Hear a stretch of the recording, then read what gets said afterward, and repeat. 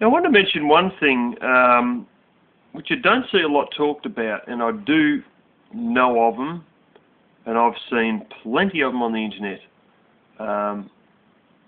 but it just doesn't seem to come up in prepper and off-gridder circles terribly often, although there's plenty of this stuff out there, particularly in the United States. There's not so much here. I have seen what it is. It's a wood gas stove. No, it doesn't need propane, it doesn't need natural gas, it doesn't need anything like that. What it basically is, you throw on wood chips, sticks, you can even throw on dried cow crap. And it basically doesn't burn the wood per se straight up. What it does is it gasifies it, and then it burns the gasifier gas. These things are often enough powered by AA batteries. They've got, you throw your wood chips and all that in, and it's sort of like a tin, but there's sort of like a gap between the inside where you throw it and the outside of it, and that's where the air gets blown and the gasifier gases go and all this sort of stuff. And they've got a little fan in the bottom, like a little CPU fan out of a computer. It's like a 3-watt fan, something like that.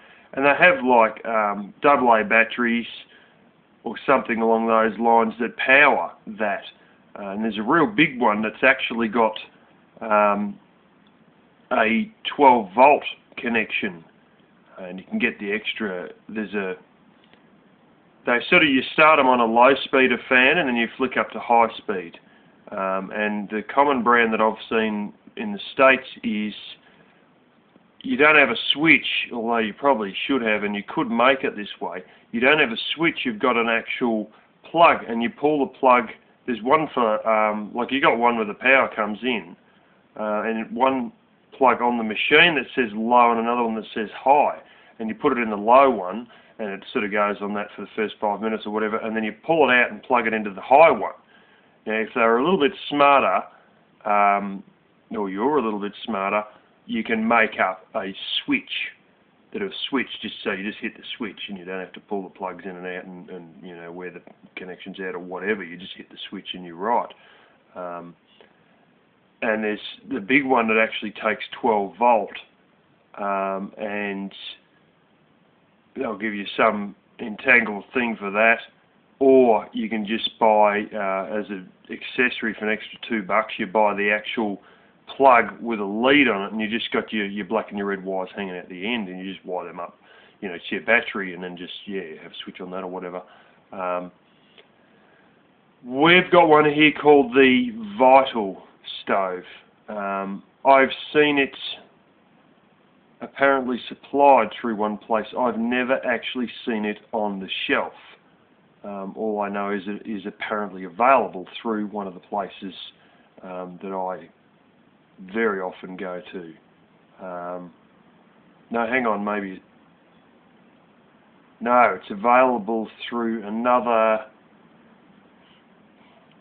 place that makes fridges and a whole bunch of other stuff that sells in some of these jobs. But anyway, it's supposed to be available in this country. I've never actually seen one on the shelf.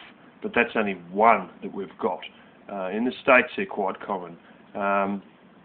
If you really want to learn about gasification, and this mob actually sells wood gas stoves, all different sizes, often you can pick them up at camping stores anyway, but ush2.com.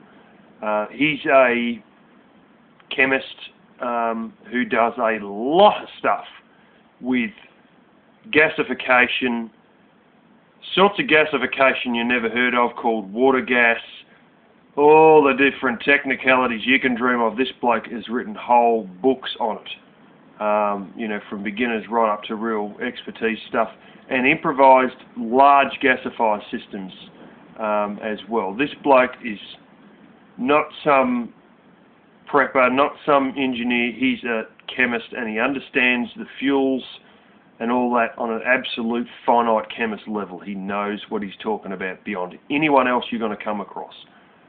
because, you know, he's not sort of, I learned him myself. I've gone to university and learned chemistry and then applied it to anything fuel related.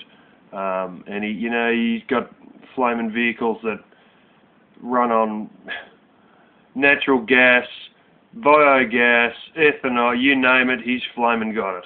You know, he's got it down pat. So, and he seriously knows what he's talking about because he's qualified in chemistry. But he sells them as well. But that's, you know, one option that you can get to make yourself a cup of tea real quick.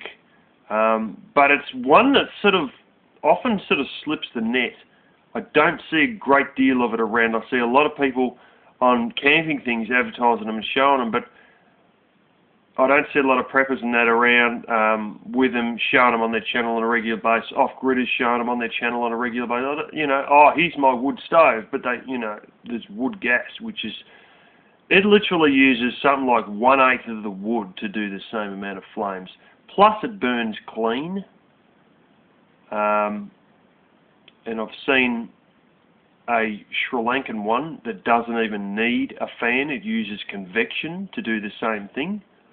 And they burn perfectly clean. There's no smoke or anything, not one bit of it. But the one thing you do have to worry about is you've got to keep these things turned on until they burn out completely. Because if you just turn them off, you're liable to get carbon monoxide poisoning because of the gasification still occurring, but not actually being burnt because you turn the fan off and you basically, you know, or you blew it out or whatever. Well, not blew it out, but you know what I'm saying. You can't just go and say, okay, that's it, I've had enough, and just turn it off. You've got to let it burn out till there's nothing left out, or tip the contents out in an ash bucket outside, because there's carbon monoxide that will continue to come off, you know, and you don't want to breathe in too much of that crap because it depletes the ability of your blood to carry oxygen. So yeah, but I thought I'd touch on wood gas stoves because I know about them and I'm sure everyone else does, but then nothing's said. So then you're thinking, well, does everyone else know about them? And then I thought, well, tell them and then they will know. So there you go.